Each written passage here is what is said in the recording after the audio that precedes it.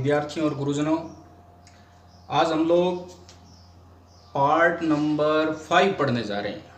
5वां भाग शुरू कर रहे हैं हम लोग नियंत्रण व समन्वय नामक पाठ का। कंट्रोल एंड कोऑर्डिनेशन एनसीईआरटी का चैप्टर नंबर 7 है। तो पीछे इससे पहले जो चौथा भाग हो गया है वहाँ मैंने समझाने का प्रयास किया था कि पादपों में गतियाँ कितने प्रकार की होती हैं। वहाँ चलन होता है या नहीं होता। चलन मतलब एक जगह से दूसरी जगह जाना। और फिर वक्रण गतियाँ होती है या नहीं होती। वक्रण मतलब अपनी जगह पर ही गति करना। फिर वक्रण गतियों को 2 भागों में बांटा था कि वो गतियाँ वृद्धि के कारण हो रही है या बिना वृद्धि के, यानी उसका आधार वृद्धि रखा। फिर हमने गतियों का आधार रखा दिशा, कि वो किसी विशेष दिशा में हो रही है या बिना किसी दिशा के हो रही है। तो वृद्धि के आधार पर और दिशा के आधार पर 2 अलग अलग तरीके से बांटा जा सकता है। तो वहाँ मैंने आपको कहा था कि आप कुछ क्वेश्चन करके लेके आएंगे। तो कौन सी गति वृद्धि द्वारा होती है और कौन सी गतियाँ वृद्धि द्वारा नहीं होती है, उनमें एक अंतर करेंगे, उनमें टेबल बनाएंगे। और मुझे पूरी उम्मीद है कि आप लोगों ने होमवर्क कर लिया होगा, और नहीं किया है तो ठीक है, यहाँ देख लें, और जिन लोगों ने कर लिया है तो वो मिलान करें। तो देखो, हमने एक टॉपिक पढ़ा था कि अगर कोई प्लांट है, ये देखो, इसको मैं एक बॉक्स में बंद कर दूं। ये प्लांट है, गमले में लगा हुआ पौधा है। इसको मैंने क्या किया, एक बॉक्स में बंद कर दिया।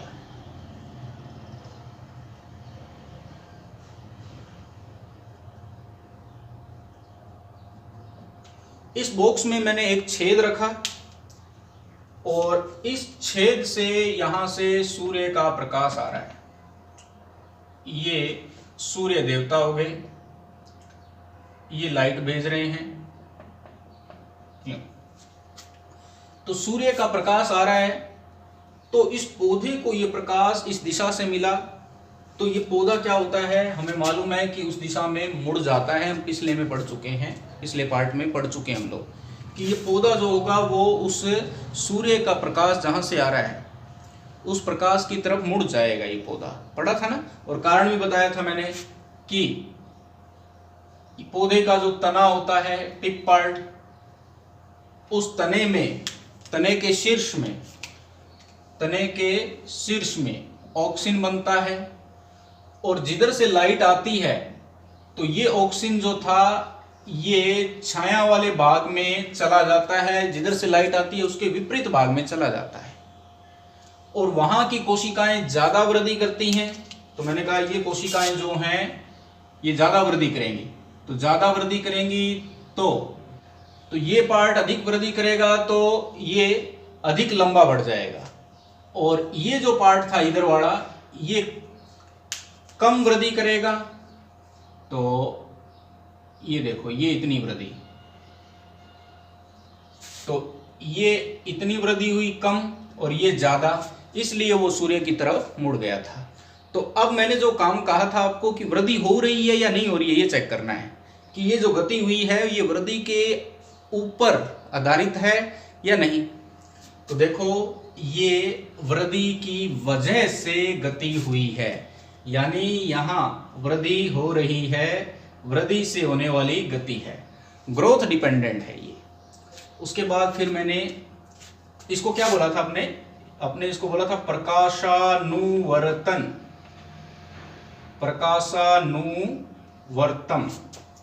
यानी फोटोट्रोपिज्म। फिर एक एग्जांपल और लिया था हमने कहा गमले में पौधा लगा हुआ है और उस गमले को अपने टेढ़ा कर दें और फिर देखें कैसी गतियां होती हैं। तो हमने क्या देखा था उसके अंदर कि ये जो भाग है ये ऊपर उठना शुरू हो गया धीरे धीरे। तो धीरे धीरे ये यहाँ की बजाय वृद्धि होती गई इसमें, और ये ऊपर उठता गया यूं,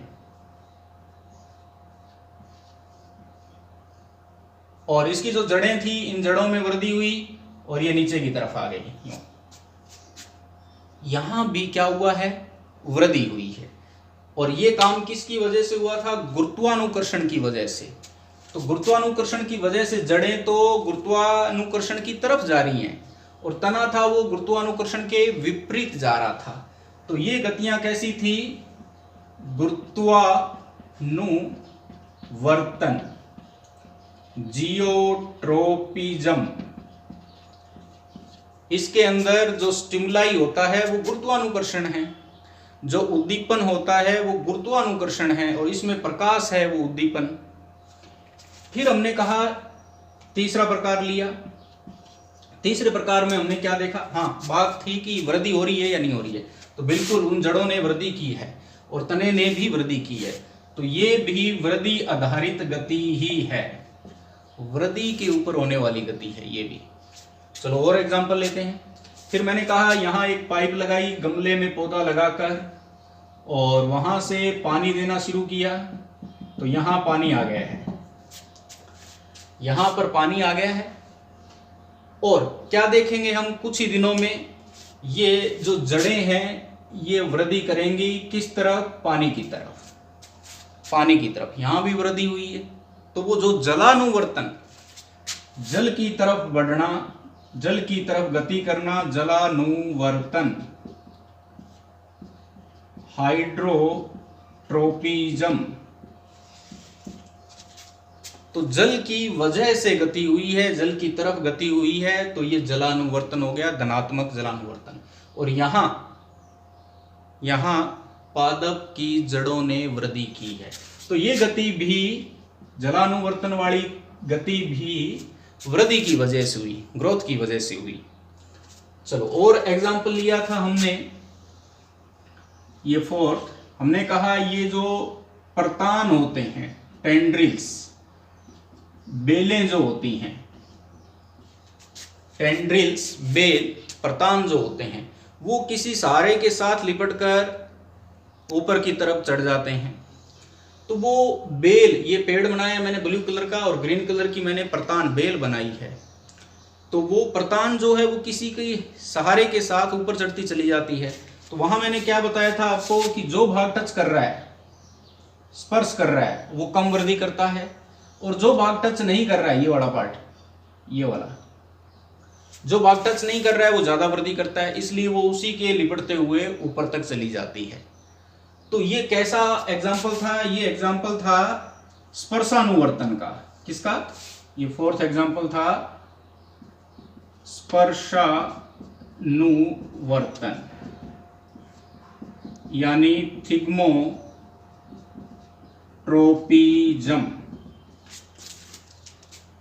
तो यहां भी क्या हुआ है? आउटर साइड वाला जो बाहरी जो भाग है, इसने अधिक वृद्धि की है। तो यहां भी यह गति भी वृद्धि आधारित गति है, वृद्धि की वजह से होने वाली गति है। चलो फिर हमने एग्जांपल लिया था एक रसायनानुवर्तन का, रसायनानुवर्तन, कीमोट्रोपिज्म, कीमोट्रोपिज्म। इसमें मैंने कहा ये पोलन ग्रेन, पराग कण आकर गिरे वर्तिकाग्र पर, स्टिग्मा पर। फिर ये पराग कण से पराग नली निकलना शुरू हुई और वो पराग नली बढ़ती जाती है, बढ़कर और कहां पहुंच जाती है? बीजांड के भ्रूण कोश के पास, ओव्यूल के एम्ब्रियो सैक के पास। कैसे पहुंची ये पराग नली वहां? क्योंकि ये जो बीच वाली एग सेल होती है, एग सेल के अगल बगल में जो सहायक कोशिकाएं होती हैं वो ये केमिकल छोड़ती है। जो सिनर्जिड्स हैं, सहायक कोशिकाएं हैं, वो केमिकल छोड़ती हैं। उन्होंने केमिकल छोड़ा, उस केमिकल से अट्रैक्ट होकर, उस केमिकल से आकर्षित होकर ये परागनली जो है ये कहां पहुंच जाती है? ये उन केमिकल के पास, जहां से केमिकल आ रहे हैं, जिस कोशिका से आ रहे हैं वहां पहुंच जाती है। तो क्या परागनली में वृद्धि हुई? क्या? बिल्कुल वृद्धि हुई। यानी यह गति भी हमारी वृद्धि आधारित गति है। तो इस गति में भी वृद्धि हो रही है, केमिकल की वजह से हो रही है ये गति, इसलिए रसायनानुवर्तन, कीमोट्रोपिज्म बोला इसको। ओके, ऐसे ही एक एग्जांपल और लें हम लोग, छुई मुई का पौधा, छुई मुई plant, sensitive plant, touch me note plant. तो इन प्लांट्स में क्या होता है, जैसे ही वाइब्रेशन मिले, कंपन मिले, या किसी भी चीज ने इसको टच किया तो वाइब्रेशन मिले, उसकी वजह से भी ये क्या हो जाता है, ये मुरझा जाता है। ये प्लांट जो है, छुई मुई का पौधा जो है, छुई मुई के पौधे का वैज्ञानिक नाम है माइमोसा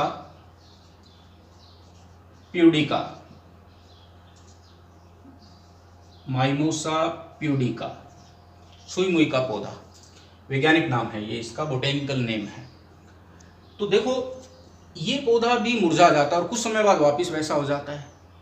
तो पहले मुरझा गया, फिर वापस वैसा ही हो गया इसकी पत्तियां जो है, तो इसका मतलब यहाँ कोई वृद्धि नहीं हुई।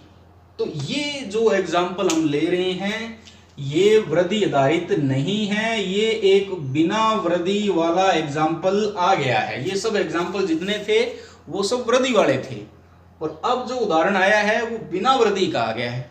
ऐसे ही कुछ और उदाहरण भी देख सकते हैं हम लोग। जैसे मैं बना लेता हूं सामने।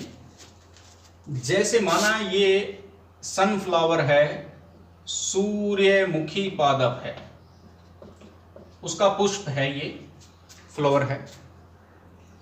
तो सूर्यमुखी का ये पुष्प है और ये सूर्यदेव ये रहे। तो आपने देखा होगा ये जिधर सूर्य होता है उसी तरफ मुंह कर लेता है। तो जैसे पहले पूर्व में सूर्य निकला तो मुंह इस फ्लावर का उस तरफ था, फिर धीरे धीरे धीरे धीरे धीरे धीरे उस तरफ हो जाता है। यानी यह जो गति होती है उसकी तरफ मुंह, इसमें वृद्धि का कोई योगदान नहीं है। तो यह जो गति होती है यह भी वृद्धि आधारित गति नहीं है, नहीं। ऐसे ही जैसे मान लो शुरू में ये कलिकाएं थी, क्या थी, कलिकाएं थी शुरू में। मान लो कलिकाएं मतलब अभी फ्लावर बंद है, ठीक है, अभी पूरा परिपक्व नहीं है। शुरू में ये कलिकाएं थी। इस एग्जाम्पल को हम लोग डिटेल में पढ़ना है हम लोगों को कि ये किस वजह से मुरझाया था, छुई मुई का जो पादप था। ये अभी हम लोग पढ़ेंगे कि इसके अंदर ऐसा किस वजह से हुआ था, ठीक है। कलिकाएं जो हैं, ये कलिकाएं यानी अभी ये मैच्योर नहीं है। फिर कुछ समय बाद क्या होता है, इसकी सभी पंखुड़ियां खुल जाती हैं, ये पूरा फ्लावर बन जाता है। यूं तो पहले कलिका थी, बाद में ये पुष्प में बदल गया है। तो यहां क्या हुआ, ये कौन सी गति हुई, तो इसमें क्या हुआ है, जो अंदर की सरफेस होती हैं, अंदर की, किसकी, अंदर की, बाह्य दलों की और दलों की, सेपल और पेटल्स की, वो जो सरफेस है वहां की कोशिकाएं ज्यादा बढ़ती हैं। तो अंदर से ज्यादा बढ़ती हैं तो वो यूं बाहर की तरफ खुल जाता है। यानी यहां पर अपने से कोई पूछे क्या वृद्धि हो रही है क्या, बिल्कुल ये वृद्धि आधारित गतियां हैं। तो अब आप कुछ समझ गए होंगे। हमें अगर बोल दिया जाए कि ग्रोथ पर डिपेंड करने वाली यानी वृद्धि पर निर्भर करने वाली गतियां कौन कौन सी हैं, और ऐसी गतियां छांटो जिनमें वृद्धि नहीं हो रही है, तो एग्जाम्पल लिख सकते हैं कि इसमें वृद्धि नहीं हो रही, कंपानुकुंचन में, कंपानुकुंचन गति में। अब यहां देखना ये स्पर्शानुकुंचन नहीं है, कंपानुकुंचन, कंपन होंगे, वाइब्रेशन होंगे तो उससे भी हो जाएगा। स्पर्श का मतलब तो टच करना होता है, ठीक है, ये वाइब्रेशन से भी ये गतियां हो जाती हैं। और ये जो एग्जाम्पल अभी लिया सूर्यमुखी के फ्लावर का, सूर्यमुखी के फूल का सूरज की तरफ बने रहना, यह गति भी वृद्धि आधारित नहीं थी। ये दोनों एग्जाम्पल मैंने बिना वृद्धि वाले लिए हैं, ऐसी गतियां जिनमें वृद्धि का कोई योगदान नहीं है। और ये बाकी जितने भी उदाहरण मैंने लिए हैं ये सब वृद्धि वाले लिए हैं। तो उम्मीद करता हूं अब ज्यादा बढ़िया समझ में आ गया होगा आपको कि वृद्धि के ऊपर निर्भर है या नहीं। और तो दूसरा प्रकार जो लिया था कि दिशा जो है उसके ऊपर हम लोग कैसे बांटें। एक तो ऐसी गतियां जो किसी विशेष दिशा में होती हैं, जिनके पीछे हमने ट्रोपिज्म शब्द लगाया था, अनुवर्तन। और एक ऐसी गतियां जिनके अंदर दिशा का कोई लेना देना नहीं था, नेस्टिक मूवमेंट, उनके नामों के पीछे नेस्टिक आएगा। नेस्टिक यानी कुंचन आएगा उनके पीछे। तो इन कुंचन को, अनुवर्तन को और चलन को समझाने के लिए मैंने यहाँ 3 नाम लिखे हैं। तो इन तीनों नामों को पहले मैं समझाता हूँ, फिर इसको पढ़ेंगे और लास्ट में प्लांट हार्मोन कंप्लीट करेंगे हम लोग जल्दी से। ये देखो 3 शब्द एक जैसे से हैं, प्रकाशानुचलन, प्रकाशानुवर्तन, प्रकाशानुकुंचन। इंग्लिश में और बता देता हूं मैं क्या होता है ये। प्रकाशानुचलन जो है फोटोटैक्सिस शब्द आएगा इनके पीछे। प्रकाशानुवर्तन फोटोट्रोपिज्म शब्द आएगा।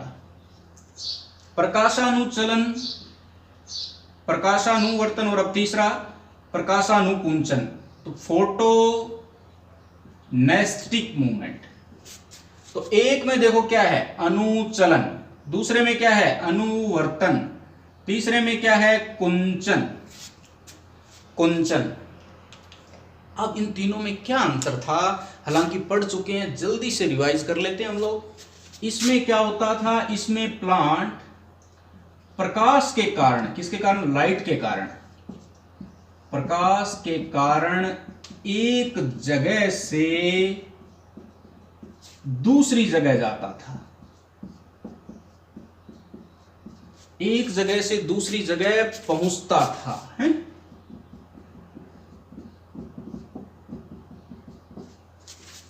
और बड़े बड़े प्लांट तो जगह बदल नहीं सकते।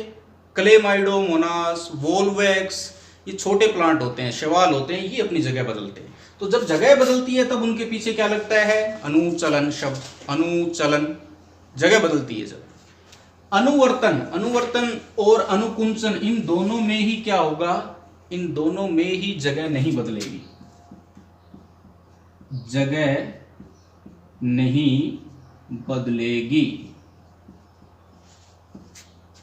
दोनों में ही जगह नहीं बदलेगी। फिर अंतर क्या रहेगा, अंतर ये रहेगा कि ये जो गति होती है, ये वाली, ये एक विशेष दिशा में होती है, एक विशेष दिशा में।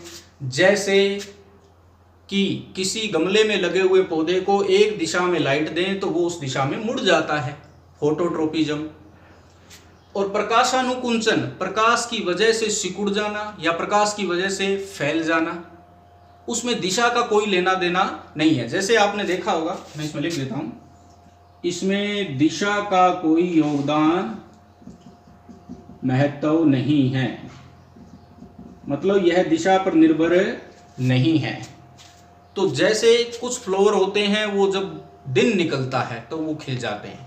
लाइट चाहे उसको कहीं भी किसी भी दिशा से मिले, लेकिन उन्होंने खिलना ही है। तो लाइट की वजह से गति हुई, लेकिन उसमें दिशा कोई भी हो तो वो गति कौन सी होगी, प्रकाशानुकुंचन। लाइट की वजह से लाइट की दिशा में या लाइट से विपरीत किसी विशेष दिशा में जाए तो वो प्रकाशानुवर्तन हो गया। फर्क समझ में आ गया होगा, प्रकाशानुवर्तन और प्रकाशानुकुंचन। इसमें दिशा का कोई लेना देना नहीं, इसमें एक विशेष दिशा में गति होगी, और इसमें तो पौधा एक जगह से ही दूसरी जगह चला जाएगा, जगह ही बदल लेगा। ओके, तो अब इसको डिटेल में पढ़ते हैं हम लोग कि छुई मुई का जो पौधा था वो क्यों मुरझाया, उसमें ऐसा क्या हुआ था। जैसे जंतुओं में तो नर्व इंपल्स जाती है, नर्व इंपल्स मतलब तंत्रिकीय आवेग जाता है न्यूरॉनों से होते हुए, तंत्रिका कोशिकाओं से होते हुए। नेक्स्ट पार्ट में वही आने वाला है, न्यूरॉन। तो तंत्रिका कोशिकाओं से होते हुए आवेग जाता है एक जगह से दूसरी जगह पर। ओके, लेकिन इनमें तंत्रिका आवेग तो होते नहीं है पौधों में। तो ये जो मैकेनिज्म थी, ये जो क्रियाविधि थी कि पत्ती मुरझा गई फिर खड़ी होगी, ये कैसे हुआ, इसी को पढ़ने जा रहे हैं अपने। तो आओ पहले तो इस छुई मुई के पौधे की संरचना को समझ लें हम लोग। हैं, ये मान लो कोई पत्ती लगी हुई है, तो ये लीफ पत्ती लगी हुई है, पत्ती का जो ये डंडा होता है, किसी पत्ती की टहनी सी होती है, उसको क्या बोलते हैं, पर्णवृंत, पर्णवृंत पेटियोल। छुई मुई के अंदर क्या खासियत होती है, उसका जो पर्णवृंत होता है वो नीचे से, ये देखो फूला हुआ होता है, नीचे से फूला हुआ। तो पर्णवृंत का आधार फूला हुआ होता है। पर्णवृंत यानी पर्णवृंत का आधार, पर्णवृंत का आधार फूला हुआ होता है। तो पर्णाधार यानी, या उसको आप क्या बोल सकते हैं, पर्णवृंत का तलप, पर्णवृंत का तला, बेस, इंग्लिश में कहते हैं पल्विनस। तो अब इसी पत्ती को मैंने थोड़ा बड़ा करके बनाया है, ये बड़ा करके कि ये तो पर्णवृंत हो गया, ये ब्लू कलर वाला नहीं, पूरा यूं ब्लू कलर वाला तो जाइलम है, पानी जाने के लिए है। तो ये जो है पर्णवृंत, और ये पर्णवृंत का आधार जो है वो फूला हुआ है। अब यहां इस फूले हुए भाग में क्या होता है इसको मैं थोड़ा डिटेल में बता देता हूं।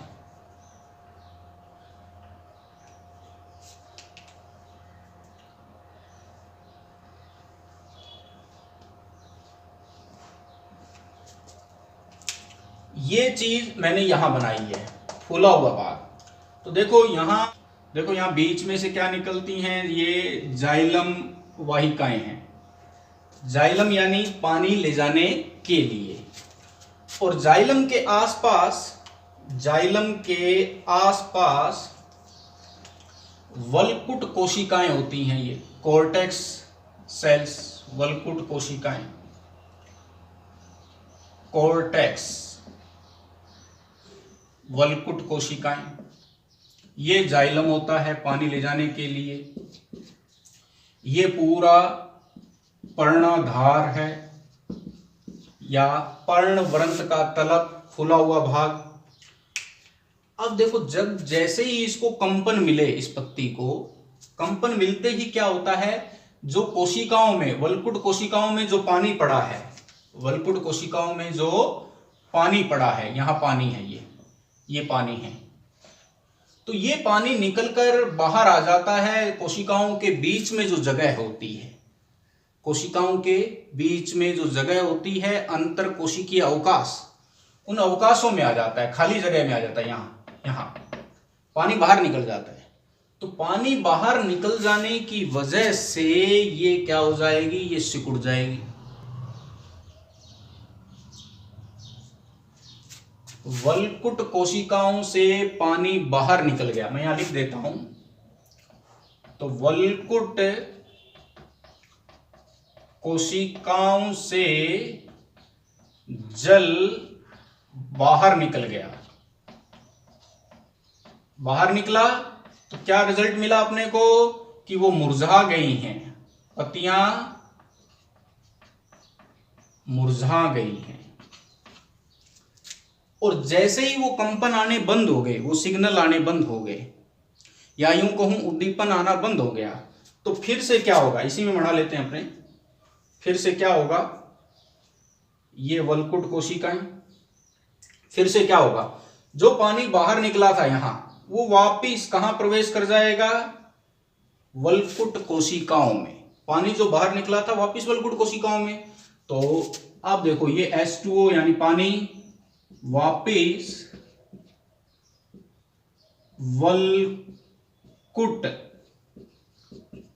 कोशिका में चला गया। तो फिर से ये क्या हो जाएंगी, फैल जाएंगी यानी शलत हो जाएंगी। पहले शिथिल, मुरझाना, शलत, फैल जाना।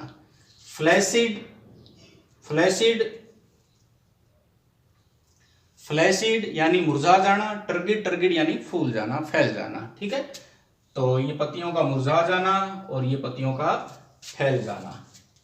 तो ये सब हो गया है पादप गतियों के बारे में। और अब हम लोग जल्दी से प्लांट हार्मोन, पादपों के हार्मोन है, उसको खत्म करें हम लोग। ओके, तो आइए हम लोग देखें पादप हार्मोनों के बारे में।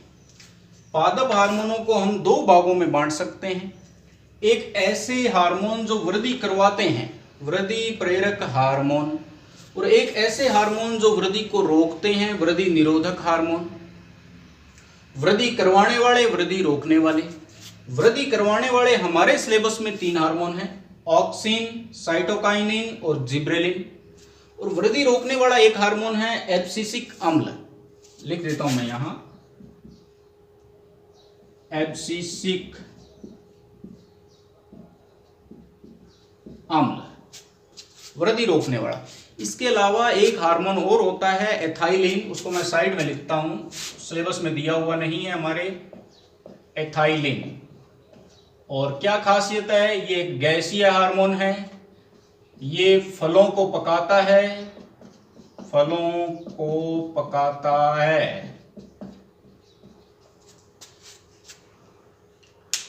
वृद्धि करवाने वाले हार्मोन में से हम ऑक्सिन पढ़ चुके हैं बार बार, ऑक्सिन बहुत बार हम लोगों ने पढ़ लिया है कि जो तने का जो शीर्ष होता है, शीर्ष, वहां बनता है ऑक्सिन हार्मोन। और जैसे ही लाइट पड़ती है तो ये ऑक्सिन हार्मोन कहाँ इकट्ठा हो जाता था? छाया वाले भाग में। पहले चर्चा हो चुकी है, मैं अब ज्यादा डिटेल में नहीं जाऊंगा। छाया वाले भाग में, उसकी वजह से छाया वाला भाग अधिक वृद्धि करता है तो ये उस प्रकाश की तरफ मुड़ जाता है जहां से प्रकाश आ रहा है। ओके, यानी इसका काम, मुख्य काम लिख देता हूं मैं, इसका काम है उन कोशिकाओं की लंबाई बढ़ाना। तो कोशिका का साइज या लंबाई को बढ़ाता है ये, ठीक है। दूसरा पादप हार्मोन की बात करें, साइटोकाइनिन, यह क्या करता है? यह कोशिका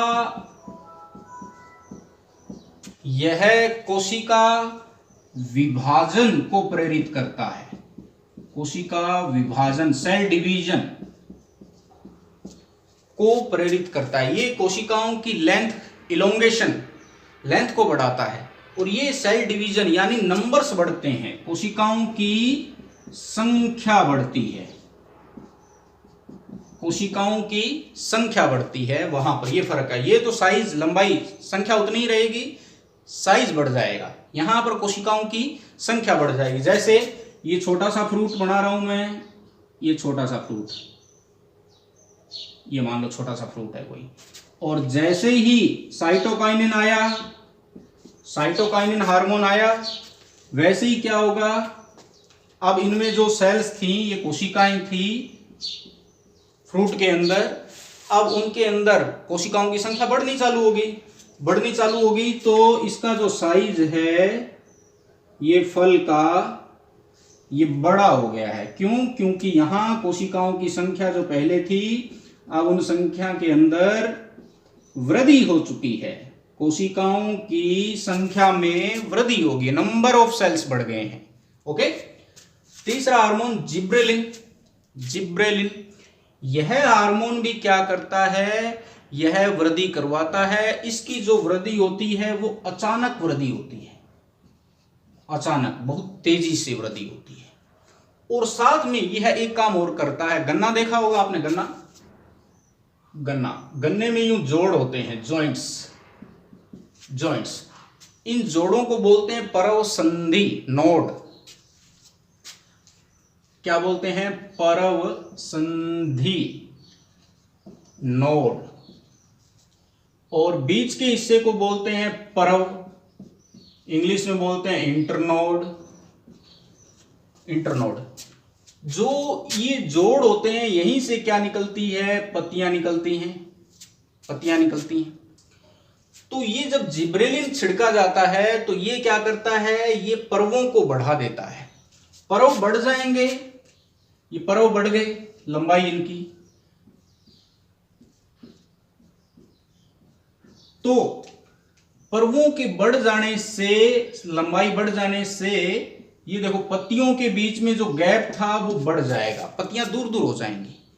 तो जैसे आप लोगों ने देखा होगा पत्ता गोभी में वास्तव में क्या हुआ? वो पत्तियां बहुत नजदीक आ गई, सारी पत्तियां एक जगह झुंड बनाकर इकट्ठी होगी ऐसा लग रहा है। वो इसलिए हुआ कि उनके बीच का गैप बहुत कम हो गया। पत्तियां किससे निकली हुई? परव संधि से। तो दो परव संधियों के बीच का जो गैप होता है वो बहुत कम हो गया, यानी ये पर्व छोटे हो गए। छोटे होने से ये पत्ती और ये पत्ती एक दूसरे के पास आ गई, उसको बोलते हैं रोजेट अवस्था बन जाना, रोजेट। अब अगर हम लोग उसके ऊपर जिब्रेलिन छिड़क दें, क्या छिड़क दें? जिब्रेलिन, तो वो क्या करेगा? पर्वों की लंबाई बढ़ा देगा। पर्व हैं वो बढ़ते जाएंगे तो दोनों पर्व संधियां एक दूसरे से दूर हो जाएंगी तो दो पत्तियों के बीच की दूरी बढ़ जाएगी, तो पत्तियां अलग अलग हो जाएंगी। इसको बोलते हैं बोल्टिंग। तो आप रोजेट अवस्था तोड़ना चाहते हो तो जिब्रेलिन छिड़क सकते हो। जिब्रेलिन अचानक वृद्धि करवाता है। अब आखिरी हार्मोन और उसके साथ हमारा टॉपिक खत्म हो जाएगा ये। फिर हम लोग शुरू करेंगे तंत्रिका तंत्र, आखिरी टॉपिक इस चैप्टर का। तो एब्सिसिक अम्ल की बात हो रही है, वृद्धि को रोकने वाला। कौन? वृद्धि को रोकने वाला। ये क्या करता है, पत्तियां जहां से जुड़ी होती हैं, पत्तियां जहां जुड़ी होती है उसको बोलते हैं पर्णकाव्रंथ। तो वहां से उन पत्तियों को क्या करता है, तुड़वा देता है, मतलब पत्तियां झड़ जाती हैं। तो पके हुए फलों का झड़ना, पके हुए फलों का व पत्तियों का झड़ना, यह किस पर निर्भर करता है? एब्सिसिक अम्ल की वजह से ये सब जड़ती हैं पत्तियां जो। ओके, तो ये हार्मोन हो चुके हैं हमारे जितने भी सिलेबस में थे। और पादप जो गतियां, ये टॉपिक हैं, एनसीईआरटी ने बहुत उल्ट पुल्ट लिखा है, उसको क्लियर नहीं किया है, डाउट रख दिए हैं वहां एनसीईआरटी किताब ने।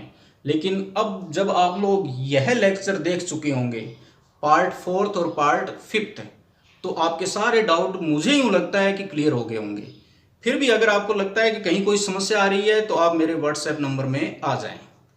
और जिन विद्यार्थियों को लगता है कि हम लोग नोट्स नए बनाएं और बने बनाए मिल जाए, तो इसके लिए आप डिस्क्रिप्शन में चले जाएं, कुछ ही दिनों में वहाँ अपलोड कर दिए जाएंगे। अपलोड करने के बाद जाएं डिस्क्रिप्शन में, तो वहाँ पर लिंक दे दिया जाएगा जिसमें आप बने बनाए नोट्स हैं वो प्राप्त कर सकते हैं, दोनों ही भाषाओं में, हिंदी में और इंग्लिश में। तो अब नेक्स्ट टॉपिक हमारा जो रहेगा वो है तंत्रिका उत्तक, नर्वस सिस्टम, तंत्रिका तंत्र, नर्व टिश्यू। उसमें तंत्रिका कोशिका यानी न्यूरॉन कैसा होता है ये हम लोग पढ़ेंगे नेक्स्ट टॉपिक में। तो उम्मीद करता हूं आपको समझ में आया होगा। ठीक है विद्यार्थियों, मेहनत करते रहें, खुश रहें, मौज करें, जहां तक संभव हो किसी के काम आते रहें, किसी की सहायता करते रहें। धन्यवाद।